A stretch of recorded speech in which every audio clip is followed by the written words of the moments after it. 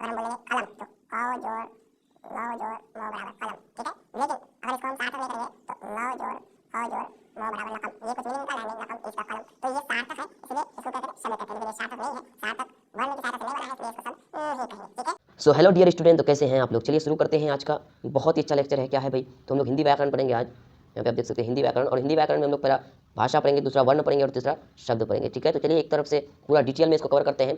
तो अब अगर आप नए हैं चैनल में तो कृपया करके सब्सक्राइब कर दीजिए। चलिए शुरू करते हैं, इसको आप सब्सक्राइब कीजिए, आपको हर तरह का कंटेंट यहाँ पे मिलेगा। और ये जो व्याकरण है ये क्लास 8 से लेकर यानी 8 to 12 तक, और कोई भी एंट्रेंस एग्जाम जैसे AMU JMI ये सब के लिए बहुत ज़रूरी है, ठीक है। तो चलिए शुरू करते हैं। तो दोस्तों यहाँ पे देख सकते हैं आप, पहला चीज़ सबसे पहले हम लोग व्याकरण पढ़ रहे हैं, तो हम लोग व्याकरण को जानना जरूरी है कि आखिर है क्या, क्यों पढ़ रहे हैं इसको। तो देखिए व्याकरण वो शास्त्र है जो हमें शुद्ध बोलना, लिखना और पढ़ना सिखाता है। यानी व्याकरण हम लोगों को शुद्ध बोलना, लिखना और क्या सिखाता है, पढ़ना। जी हाँ, अगर व्याकरण पढ़ेंगे तो हम लोग शुद्ध बोल सकते हैं, क्या कर सकते हैं, शुद्ध बोल सकते हैं, शुद्ध लिख सकते हैं और शुद्ध पढ़ सकते हैं। यही कौन करता है, इस काम को करता है व्याकरण। चलिए शुरू करते हैं। सबसे पहला चीज़ है भाषा। भाषा क्या है, तो भाषा जिसके द्वारा, इसके नहीं सॉरी यहाँ पे होगा जिसके, ठीक है भाई, यहाँ पे जिसके द्वारा, यहाँ पे आप लोग जिसके कर लीजिएगा, इसके लिखा हुआ है जिसके द्वारा मनुष्य अपने मन के विचारों और भावों को लिखकर या बोलकर प्रकट करता है, भाषा कहलाता है। जी हाँ, भाषा क्या है, जिसके द्वारा मनुष्य अपने मन के विचारों भाव को लिखकर या बोलकर प्रकट करता है, एक दूसरे को बताता है कि हम ऐसे हैं वैसे हैं, हम ये कर रहे हैं वो कर रहे हैं। तो यही जो है ये भाषा है, क्योंकि वो एक तो लिखकर या बोलकर अपने मन की भाव और विचारों को प्रकट कर रहा है, तो इसको क्या कहते हैं, भाषा कहते हैं। चलिए, और इसका एक हेडिंग है, इसको आप लोग याद रखिएगा। भाषा जो है विचारों का आदान प्रदान है। जी हाँ, भाषा ही है जो विचारों को आदान प्रदान कराता है। भाषा के बिना विचारों का आदान प्रदान, यानी विचारों को एक जगह से दूसरी जगह, विचारों को एक से दूसरे तक कभी नहीं पहुंचा सकते without the help of language, यानी भाषा। भाषा के बिना हम लोग विचारों को एक दूसरे तक नहीं पहुंचा सकते, ठीक है। चलिए, भाषा 3 प्रकार के होते हैं। भाषा कितने प्रकार के होते हैं, तो भाषा होते हैं 3 प्रकार के। कितने प्रकार के होते हैं भाषा 3 प्रकार के होते हैं। यहाँ पे आप देख सकते हैं, पहला मौखिक भाषा, दूसरा लिखित भाषा और तीसरा सांकेतिक भाषा, ठीक है। ये मौखिक भाषा, ये लिखित भाषा और ये सांकेतिक भाषा। भाषा 3 प्रकार के होते हैं। चलिए, अब उसके बाद है लिपि। लिपि किसको कहते हैं, तो भाषा को लिखने का ढंग को लिपि कहते हैं। भाषा को लिखने का ढंग को क्या कहते हैं भाई, लिपि। भाषा को लिखने का ढंग को क्या कहते हैं, लिपि।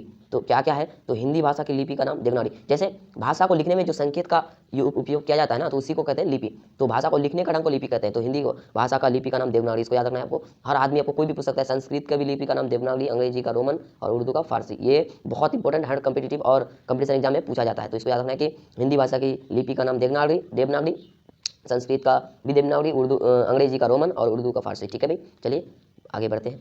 अब क्या है यहाँ पे देखिए, अब आ गए हम लोग वर्ण। वर्ण किसे कहते हैं, तो भाषा की छोटी इकाई को वर्ण कहते हैं। भाषा की सबसे छोटी इकाई, यानी भाषा की वो इकाई जिसका और टुकड़ा नहीं किया सकता है, उसको वर्ण कहते हैं। जैसे औ, ये औ का और टुकड़ा नहीं किया जा सकता, इसलिए ये औ जो है ये क्या है, वर्ण है। वर्ण है क्या, ये वर्ण, इसका टुकड़ा नहीं किया जा सकता, ठीक है भाई। चलिए आगे बढ़ते हैं। देखिए वर्णमाला किसे कहते हैं, तो वर्णों के समूह को वर्णमाला कहते हैं। वर्णों के समूह को क्या कहते हैं, वर्णमाला। जैसे फूलों के समूह को फूलों, या मोतियों के समूह को हार कहते हैं हम लोग, हार। वैसे वर्णों के समूह को वर्णमाला कहते हैं। क्या कहते हैं भाई, तो वर्णों के समूह को वर्णमाला कहते हैं। व्याकरण में कुल 52 वर्ण होते हैं। कितने वर्ण होते हैं, 52। स्वर वर्ण कितने होते हैं, 11। क्या क्या है वो, तो अ आ ई अरसई दुर्गई अरसऊ दुर्गई, ऐसे करके ये 11 होते हैं। चलिए आगे बढ़ते हैं।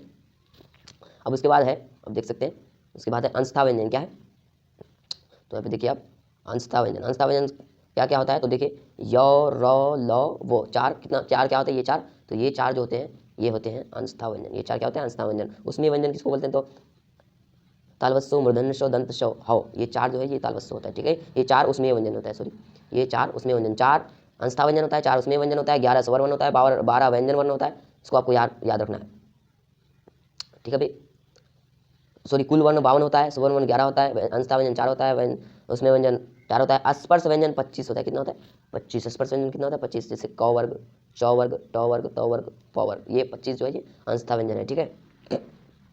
देखिए क वर्ग, अब देखिए क वर्ग का आवाज़ कहाँ से निकलता है, तो देखिए ध्यान से देखिएगा, बहुत हर एक एग्जाम में पूछा जाता है कि क वर्ग में आवाज़ जो निकलता है वो कहाँ से निकलता है। क वर्ग में कंठ से निकलता है, कहाँ से, कंठ से। च वर्ग में तालु से निकलता है, ट वर्ग में मुर्दा से, त वर्ग में दंत से, ठीक है। और प वर्ग में ओष्ठ से। इसको आपको याद कर लेना है, ठीक है। और आपको नोट नहीं करना है, आपको PDF सेंड कर दीजिएगा, मेरे नंबर में आप हाई लिख के भेजेंगे, आपको ये PDF सेंड कर दिया जाएगा, ठीक है। अब देखिए संयुक्त व्यंजन। संयुक्त व्यंजन किसको कहते हैं, तो 2 व्यंजन मिलकर जब एक व्यंजन बनाता है उसको संयुक्त व्यंजन बोलते हैं। जैसे कैसे, तो अक्षो। अक्षो कौन कौन बनाया है, तो आधा क और मूर्धन्य श। आधा क और मूर्धन्य श मिलकर क्या बनाया है, अक्षो। तरो, आधा तो और रो, ये दोनों मिलकर क्या बनाया है, तरो। शरो, आधा श तलवत्सो और रो मिलकर बनाया शरो, ठीक है। ज्ञा, जौ और या वहाँ मिलकर बनाया है ज्ञा, ठीक है। इसको आपको याद रखना है। स्वर वर्ण किसको कहते हैं, तो देखिए स्वर वर्ण किसको कहते हैं? स्वर वर्ण उसे कहा जाता है जिसका उच्चारण बिना किसी दूसरे वर्ण की सहायता से होता है। जैसे जैसे आ, औ, आ, ई, उ, इसका जो है उच्चारण ये बिना किसी वर्ण की सहायता से, किसी वर्ण की सहायता से नहीं होता, ये खुद से होता है इसका उच्चारण। तो इसी को कहते हैं स्वर वर्ण। ठीक है भाई। व्यंजन वर्ण किसको कहते हैं? तो व्यंजन वर्ण जो वर्ण स्वर की सहायता से बुलाता है, किसकी सहायता से बुलाता है? स्वर की सहायता। जैसे कौ, तो कौ में क्या है? आधा कौ है प्लस औ मिला हुआ है, यानी इसमें किसकी सहायता लिया गया? स्वर। और अभी हम लोग पढ़े स्वर किसको कहते हैं? जिसमें इसमें किसी का सहायता लिया नहीं जाता है, ठीक है, उसको बोलते हैं स्वर। लेकिन व्यंजन किसको बोलते हैं? जो स्वर का सहायता ले। जैसे अगर खौ लिखेंगे तो खौ के साथ मिला हुआ था आधा खौ प्लस औ, तब ये बनता है मिलके फुल खौ। ठीक है भाई, इसको आपको याद रखना है। ठीक है, चलिए आगे बढ़ते हैं।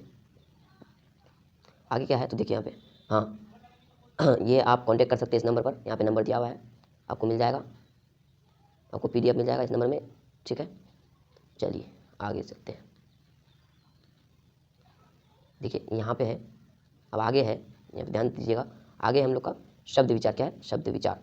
तो व्याकरण के जो भी भाग में शब्दों का भेद, अवस्था और उत्पत्ति का वर्णन किया जाता है उसे शब्द विचार कहते हैं। क्या? व्याकरण के जो भाग में शब्दों का, जो नहीं यहाँ पे, सॉरी यहाँ पे जिस भाग में होगा, यहाँ पे होगा जिस। ठीक है, यहाँ पे कर देते हैं हम, यहाँ पे 100 हो जाएगा जिस, लिखना तो संभव है वहाँ पे, यहाँ पे जिस जी नहीं होगा, यहाँ पे जिस हो जाएगा। ठीक है, हाँ। तो व्याकरण के जिस भाग में शब्दों का भेद, अवस्था और उत्पत्ति का वर्णन किया जाता है उसे शब्द विचार कहा जाता है। हाँ, जिसमें किस किस का वर्णन किया जाता है? तो शब्द के भेद, अवस्था और उत्पत्ति का वर्णन किया जाता है, उसी को क्या कहते हैं? शब्द विचार। यानी शब्दों के बारे में विचार करना, शब्दों के बारे में हम लोग जिसमें विचार करेंगे उसको क्या कहते हैं? शब्द विचार। ठीक है भाई, चलिए आगे बढ़ते हैं। आगे है शब्द किसको कहते हैं? क्या है? शब्द किसे कहा जाता है?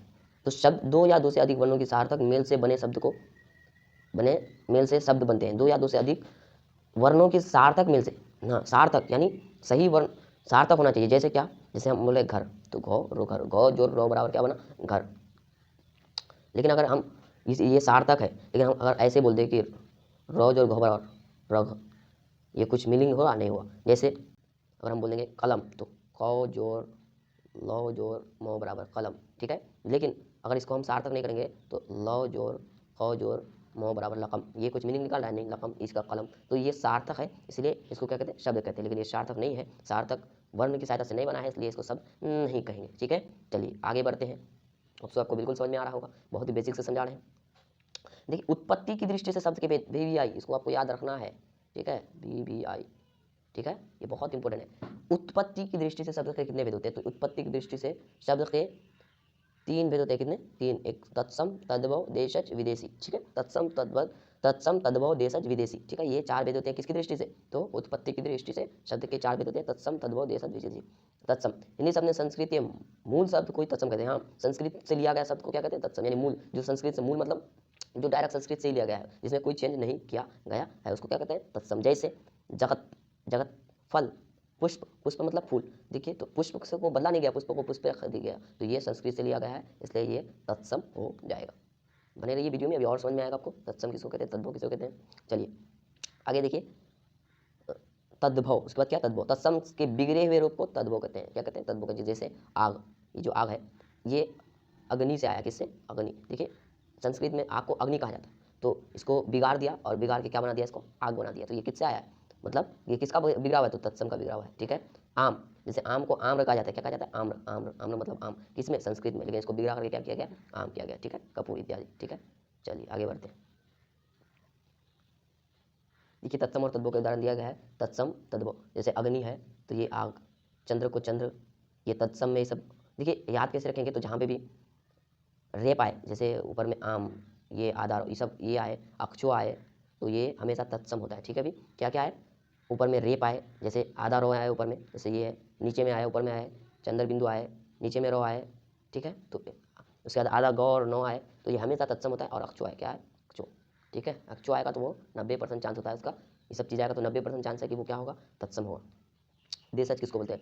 देश की बोलचाल की भाषा में पाए जाने वाले शब्द को देशज कहते हैं। हाँ, देश की बोलचाल में जो भाषा पाया गया है उसको क्या कहते हैं? देशज कहते हैं। ठीक है, जैसे लोटा, पगड़ी, फंगी आदि, ये सब देश से लिया गया है। ठीक है, लोटा आप जानते हैं, हम लोग बोलते हैं लोटा, तो ये कहाँ से लिया गया? ये देश से लिया गया। ठीक है, विदेशी क्या बोलता है? तो विदेशों से लिया गया, विदेश में जन्म हुआ शब्दों का विदेशी कहते हैं, यानी विदेश से जो शब्द लिया गया उसको क्या कहते हैं? विदेशी शब्द। ठीक है, जिन शब्दों का जन्म विदेश में हुआ है उन्हें विदेशी शब्द कहते हैं। जैसे हॉस्पिटल, डॉक्टर, टेबल, भूख, आराम, इनकार, मोहब्बत, मेहमान आदि, समझे? ये सब चीज़ ये विदेश से लिया गया है। ठीक है, चलिए आगे देखते हैं। आगे है रचना या बनावट की दृष्टि से शब्द के भेद। या रचना या बनावट की दृष्टि से शब्द के 3 भेद हैं। पहला रूट शब्द, दूसरा यौगिक शब्द, तीसरा योग रूट शब्द। अगला वीडियो में बताएंगे रूट शब्द किसको कहते हैं, यौगिक शब्द किसको कहते हैं और योग रूट शब्द किसे कहते हैं। ठीक है भाई। अब ठीक है, रूपांतर की दृष्टि से शब्द के कितने भेद होते हैं, तो रूपांतर की दृष्टि से शब्द के 2 भेद होते हैं और इसके 3 भेद आपको याद रखना है। ठीक है, पहला विकारी, दूसरा अविकारी। अब यहाँ पे आपको पॉइंट टू रिमेंबर दिया गया है कि भाषा के प्रकार 3 होते हैं। भाषा 3 प्रकार के, उत्पत्ति के आधार पर शब्द 4 प्रकार के होते हैं। रचना की या बनावट की दृष्टि से शब्द के 3 भेद होते हैं। रूपांतर की दृष्टि से शब्द के 2 भेद होते हैं। यहाँ पे लिखा best of luck, wait for next, and if you are new please make sure to subscribe Hamdani classes YouTube channel. Okay.